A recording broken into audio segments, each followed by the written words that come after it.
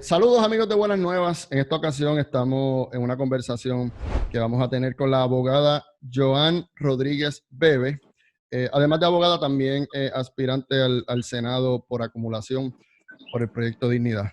Bienvenida, Rodríguez Bebe. Gracias por la invitación y la oportunidad para poder en esta entrevista. Vamos a hablar un poco sobre lo que son las enmiendas, que es el tema que está ahora en estos días, en este día precisamente, sobre las enmiendas al Código Civil y algunos puntos que han estado en controversia a través de las redes sociales y en los medios. Y quiero empezar, a lo mejor de atrás para adelante, pero como le estaba contando fuera del aire, a este punto, con la información que tenemos, todavía no sabemos si estar a favor o estar en contra, porque ha sido muy poca la información. ¿Cómo usted cree que debemos de evaluar esto? Si es punto por punto, todavía no debemos tomar una decisión de estar a favor o en contra, porque la información es muy vaga. Bueno, no hay duda que es un documento, ¿verdad?, extenso, que no todo el mundo tal vez tenga la oportunidad de leerlo completo para emitir un juicio total, ¿no?, sobre el contenido absoluto del documento. Y por eso es que yo prefiero que discutamos puntualmente algunos de los asuntos que han salido en la palestra y que han generado controversia, ¿no?, por lo menos crítica de algunos sectores, como es el sector de la comunidad LGBTQ+, y también algunos sectores feministas, que han sido, ¿verdad?, los más vocales en presentar y exponer sus críticas o sus objeciones a diferentes puntos o artículos de este código que se propone. Vamos a hablar de las enmiendas y de los puntos controversiales. Empezamos con la limitación de la maternidad subrogada. Sí. Hábleme de este punto. ¿Cuál es el punto de controversia aquí? Sí, pues mira, Ricardo, resulta que hay quienes se oponen al lenguaje actual que limita esta práctica. En el código, según está propuesto actualmente, no se prohíbe la subrogación altruista. ¿Qué es esa subrogación? Que se da como en forma de donación, como de ofrenda entre una parte y la otra, y en el que la madre que gesta el bebé, que lleva el bebé en el vientre, no tiene un vínculo de sangre con la criatura. Ese tipo de maternidad subrogada, que usualmente es la que se da entre, por ejemplo, una madre y una hija, o entre unas hermanas, o entre unas amigas, por amor, por amistad. Ese tipo de maternidad subrogada no está prohibida en el código. El código guarda silencio sobre ese mismo tipo de maternidad subrogada altruista en el caso donde la madre que gesta el bebé sí tiene un vínculo de sangre con el bebé. Sobre eso el código no dice nada y guarda silencio, y en mi opinión que es, ¿verdad?, pues entonces que es impreciso, deja un lenguaje pues vago. Por otra parte, lo que sí prohíbe el código es que se utilice el cuerpo como un objeto de la contratación privada. En otras palabras, lo que está prohibiendo es la subrogación como una actividad económica. Es decir, que yo le pague a otra mujer para que cargue y geste el bebé, que una vez nazca me lo van a dar. O sea, que lo que se está prohibiendo es que se pueda hacer un tipo de negocio, de intercambio comercial, para precisamente que una madre geste un niño que luego se lo va a dar a otra. Eso es lo que se está prohibiendo, la actividad comercial de la maternidad subrogada. ¿Qué es lo que pasa, Ricardo? ¿Eso fue lo que hizo Ricky Martin con los hijos? ¿Qué? ¿Perdón? Eso fue lo que hizo Ricky Martin con los hijos, que compró del vientre de una mujer. Exacto. Eso sería lo que se prohibiría en Puerto Rico, porque es un tipo de relación comercial, ¿verdad?, entre una parte y la otra. ¿Y se puede considerar algún tipo de explotación hacia la mujer? Bueno, ese es uno de los argumentos de los detractores de esta postura. Precisamente, esto es un tema que genera mucha controversia porque, por un lado, tenemos a las personas que plantean que no se debe limitar porque es la forma o es un método a través del cual personas que no pueden tener hijos de forma natural podrían tener hijos. Y por lo tanto, el limitar esta práctica atentaría contra su deseo de ser padres, ¿no? Madre o padre. Pues, ¿qué pasa? Que los que creen que sí, que se debe limitar y que debe permanecer el lenguaje como está en el código propuesto, haya deseos que son nobles, como el deseo de querer tener hijos, que es un deseo bueno. No todos los deseos buenos se deben traducir en derechos porque podrían acarrear consecuencias que la sociedad quiere evitar. Y precisamente uno de los puntos muy fuertes, regular o prohibir la maternidad subrogada, es precisamente que la subrogada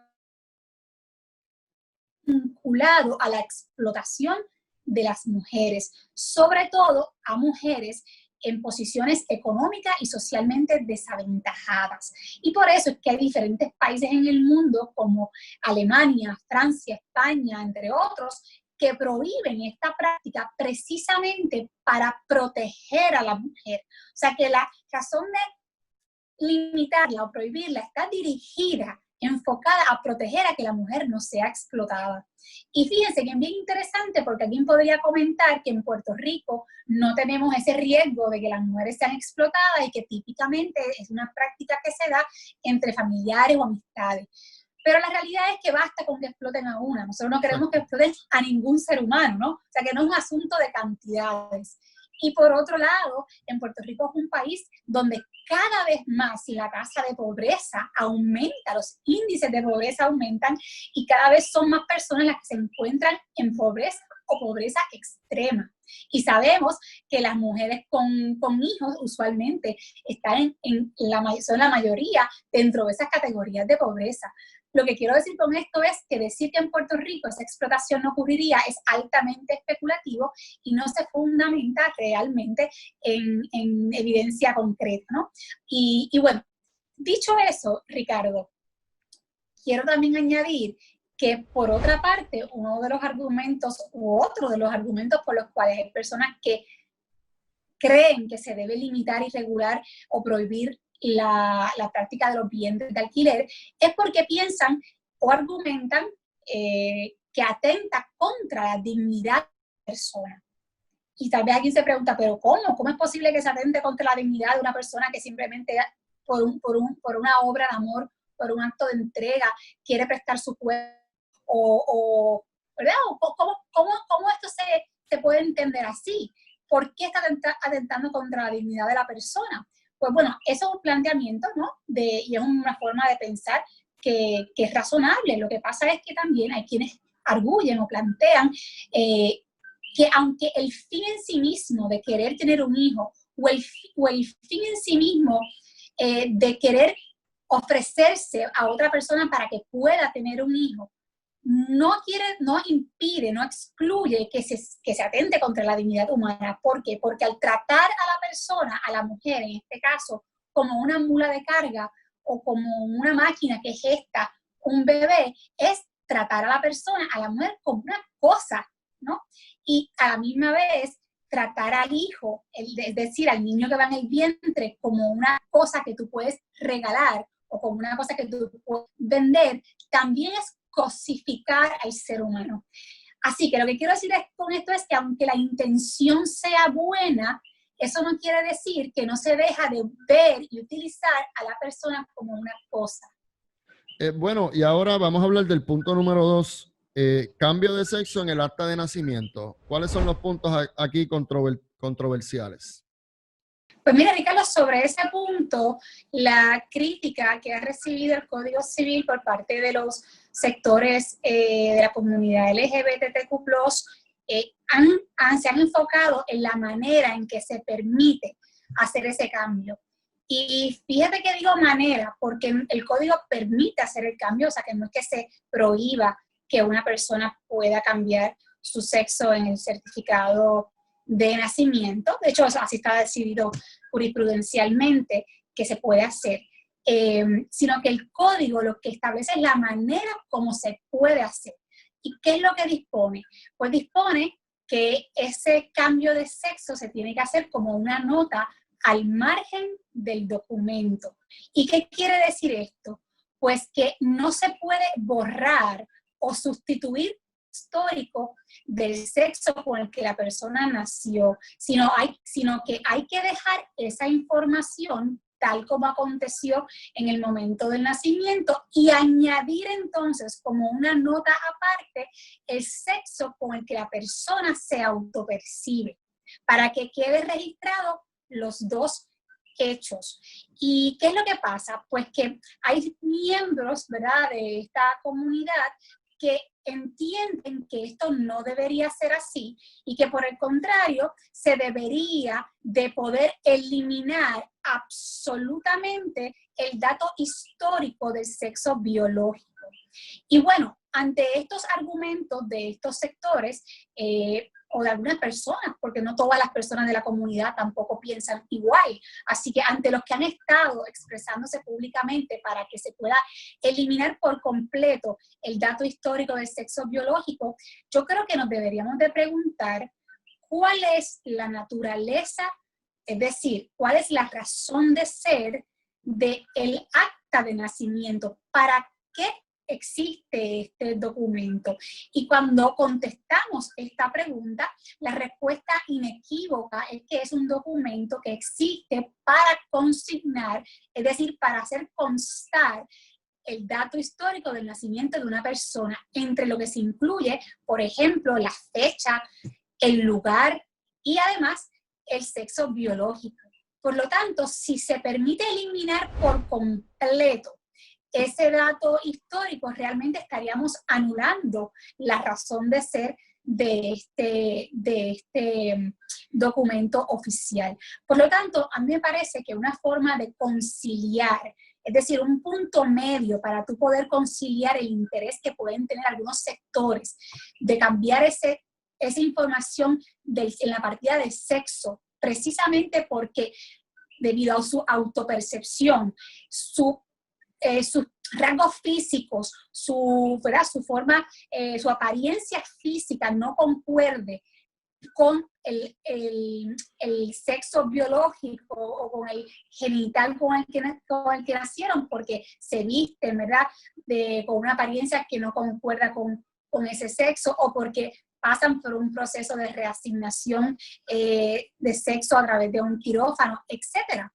Estamos aquí hablando de las personas trans. Pues en esos casos uno puede entender que estas personas van a sufrir diferentes tipos de dificultades a la hora de hacer diferentes tipos de gestiones, porque precisamente su apariencia física no concuerda con la información que está en el documento. Y esto puede traerle complicaciones.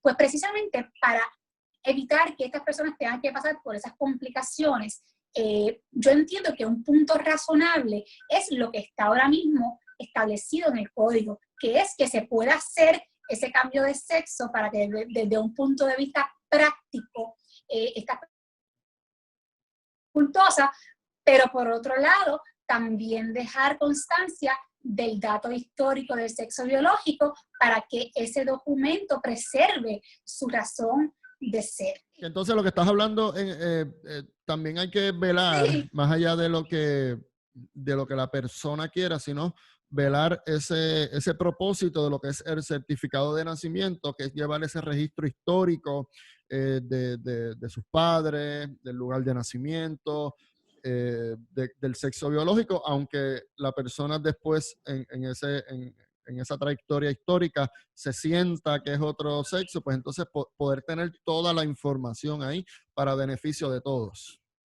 Correcto, correcto lo que estás señalando. Además que también hay quienes plantean, ¿no?, que el permitir eliminar por completo el dato histórico del sexo biológico para que solamente quede plasmado el sexo con el que la persona se autopercibe o la identidad de género con el que la persona se autopercibe, que es el término que usaría la perspectiva de género, pues entonces en esos casos, si eso se permitiese así, también hay quienes plantean que el Estado estaría, por decirlo de esta manera, por debajo de la mesa, imponiendo una visión ideológica de la sexualidad que plantea que no hay tal cosa como sexos definidos al momento de nacer, sino que lo que existen son seres humanos con una sexualidad neutra, en términos, ¿verdad?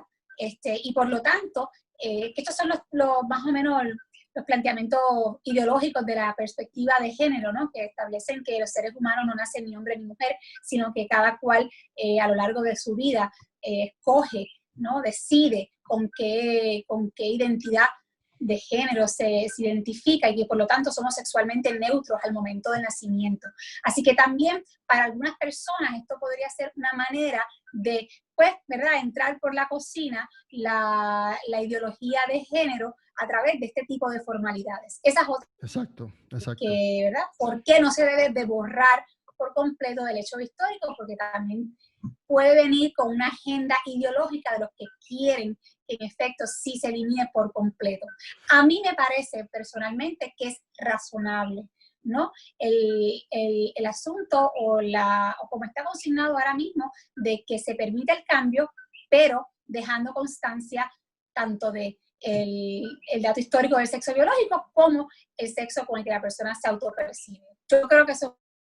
Sí, no, y que entonces si el gobierno adopta esa ideología, la realidad es que es la gran minoría quien cree que las personas nacen neutros. Es una gran minoría. Claro, se puede ver a sí mismo como se podría ver de esa manera, como una manera de imponer unas concepciones ideológicas a través del poder del Estado. Y obviamente cualquier tipo de imposición, sea religiosa o sea ideológica, pues debe ser rechazada.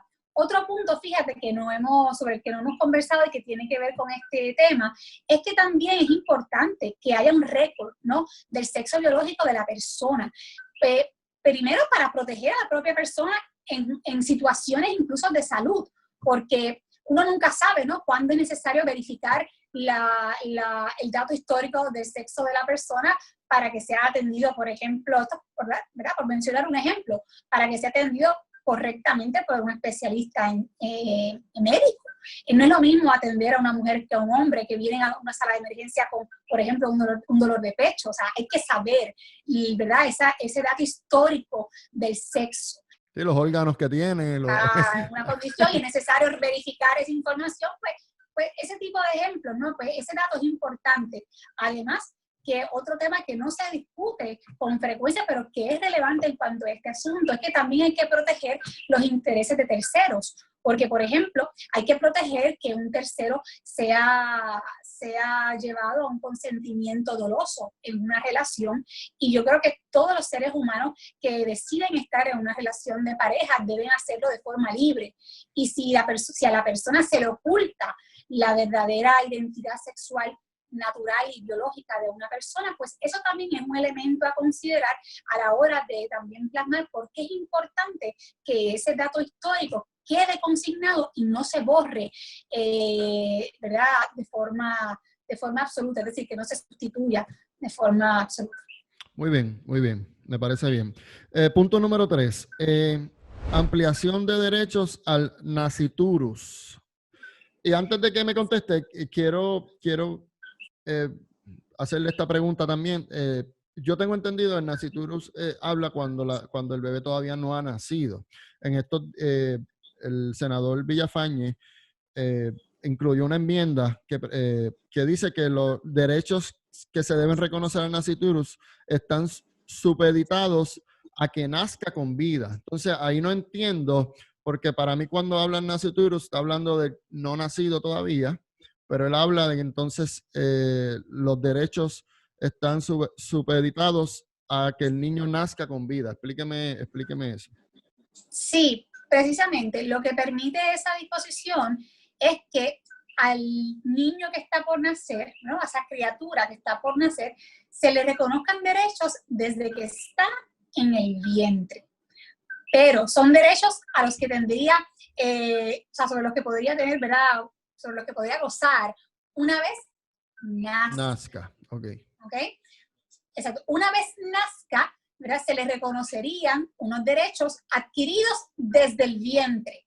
Y voy a ponerlo con un ejemplo. Por ejemplo, si hay una madre sufre un accidente y esa criatura sufre un daño producto de ese accidente y sufre un daño desde que está en el vientre, ¿verdad?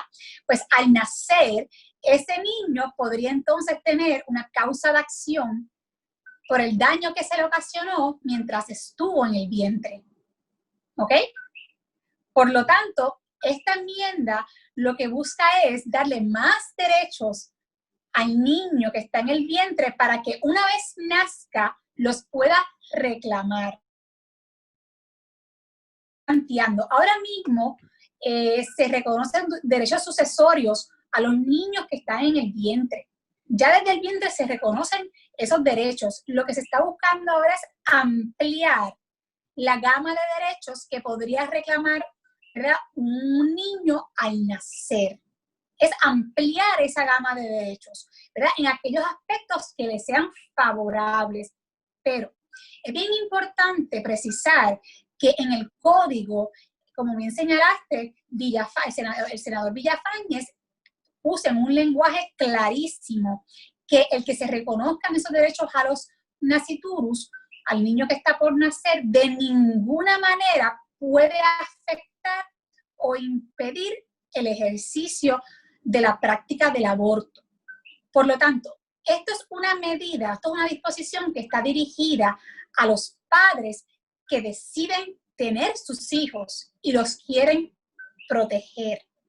Y a mí me llama mucho la atención que haya sectores que se opongan a esta medida argumentando que se podría interpretar y afectar su derecho o el llamado derecho, ¿verdad?, a decidir sobre la terminación de un embarazo, cuando a mí me parece que el lenguaje es clarísimo de que no se entromete con la decisión de la mujer que quiera terminar un embarazo. Y yo creo que, y esta es mi posición, que las mismas personas que defienden que las mujeres puedan terminar un embarazo son las mismas personas que deberían defender que las madres y los padres que deciden continuar con un embarazo y llevarlo a feliz término tengan como posibilidad, ¿verdad?, y como corolario de esa decisión, puedan ofrecerles mayores protecciones a sus hijos, porque también hay que respetar, ¿no?, la decisión de los padres que deciden tener un hijo. Así que yo creo que si se trata de un asunto de respetar decisiones, pues que se respete la decisión de terminar un embarazo, deberían también de abogar porque se respete la decisión de la mujer que quiere tener a sus hijos y que los quiere proteger. Y tendríamos que contestarnos, ¿qué padre o qué madre no quiere ofrecerle a sus hijos la mayor protección posible? Así es. Muy bien, pues ahí ese punto está más claro. Y punto número 4 que queremos hablar hoy, el lenguaje sobre las personas que pueden contraer matrimonio. ¿Cuáles son los cambios que se incluyeron? Pues sí, lo que resulta es que en la definición sobre matrimonio, el lenguaje utilizado para referirse a las partes que contraen nupcias, se utiliza el lenguaje de personas naturales. En vez de decir, se permite, es la relación entre hombre-mujer o entre personas del mismo sexo, pues lo que el lenguaje actual establece que es aquella unión entre personas naturales. Y es obviamente un término bien amplio, bien genérico, ¿verdad? Y por lo tanto, la comunidad o miembros de la comunidad LGBT y además personas que apoyan a este sector, entienden que ese lenguaje se debería de precisar para que no sea un lenguaje tan abstracto, sino que sea un lenguaje más puntual y que debe hacer referencia específica a personas del mismo sexo. ¿Y por qué hacen esto, Ricardo? Pues mire, ellos realmente tienen una preocupación legítima, las personas que creen en el matrimonio entre las personas o la unión entre las personas del mismo sexo, sienten la preocupación de que si en el futuro, ¿no?, si en el futuro el Tribunal Supremo de Estados Unidos revoca su decisión en torno al tema de la regulación de los matrimonios entre personas o uniones entre personas del mismo sexo, pues que en esos casos, si eso llegase a pasar, pues entonces los estados y los territorios tendrán cual regule este tema, este asunto. ¿Y cuál es la preocupación? De que si en Puerto Rico no queda meridianamente claro el lenguaje de personas del mismo sexo, se podría dar el escenario hipotético, pero tampoco imposible, de que entonces el Tribunal Supremo revoque su decisión y en Puerto Rico se legisle para prohibir este tipo de uniones. Esa es la preocupación de este sector y es una preocupación que es comprensible, ¿no? Si uno se ubica desde su punto de partida, ¿no? Desde su punto de vista. Así que ubicándonos en su lado de la moneda, pues uno entendería por qué ellos quieren que se precise ese lenguaje. Ahora, lo que yo planteo sobre este tema, que a mí me llama mucho la atención, es la contradicción que observo. Y es que, por un lado, a mí me parece curioso y me parece interesante realmente que este sector se oponga a la utilización de este lenguaje cuando es precisamente este lenguaje el lenguaje que es consono con las concepciones ideológicas de la perspectiva de género, ¿no? que plantea y habla sobre la diversidad sexual. Porque si te fijas, precisamente al hablar de personas naturales, es un término tan abarcador que prácticamente cabería todo tipo de diversidad. O sea que uno pensaría que es un lenguaje que es afín a los planteamientos ideológicos, ¿no? Que ellos esbozan y que ellos defienden. Así que llama la atención que en este caso, pues, ellos mismos sean los que se oponen a un lenguaje que ellos promueven. Es lo que quiero decir. Exacto. Claro, uno lo entiende porque uno dice, desde el punto de vista práctico, a ellos no les conviene el lenguaje, pero desde un punto de vista ideológico, es el lenguaje y es el término más consono, ¿verdad?, con su postulado filosófico o ideológico. Así que se da esa contradicción que resulta, ¿verdad?, interesante, y yo creo que les corresponde a ellos ponerse de acuerdo respecto a la utilización de los diversos conceptos ideológicos que ellos defienden. Eso es lo que pienso. También creo que las personas que creen en el binomio natural hombre-mujer, ¿verdad?, pues no deberían ni siquiera como estrategia discursiva o como estrategia semántica utilizar conceptos abstractos como una forma, ¿no?, de jugar con el lenguaje para que sea maleable y después acomodarlo a sus propios intereses. Yo creo que hay que ser consecuentes. Y si uno cree que lo que existe es el sexo hombre o mujer, ¿verdad?, hombre y mujer, esos dos sexos, pues entonces el lenguaje del código debería ser preciso y debería entonces hablar, ¿no?, y mismo sexo. No deberían haber excusas para caer en la utilización de lenguajes neutros o lenguajes abstractos, porque eso sería una forma, ¿verdad?, tal vez para algunos, de utilizar el lenguaje a su conveniencia en un futuro, pero sin embargo están utilizando el lenguaje de la propia ideología de género que rechazan. Así que yo en ese sentido creo que hay que ser consecuentes. Bueno, Rodríguez Bebe, ahora tenemos un poco o bastante más claro, ¿verdad?, estos puntos controversiales que se están discutiendo en estos días.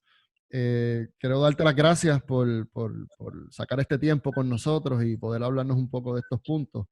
Así que vamos a ver qué pasa con esto. Ahora va a la Cámara, ¿verdad? Y luego a la gobernadora. Vamos a ver si sufre alguna otra enmienda.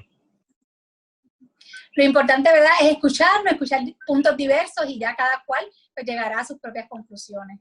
Seguro que sí. Pues muchas gracias a todos los amigos de Buenas Nuevas y nos vemos en una próxima entrevista.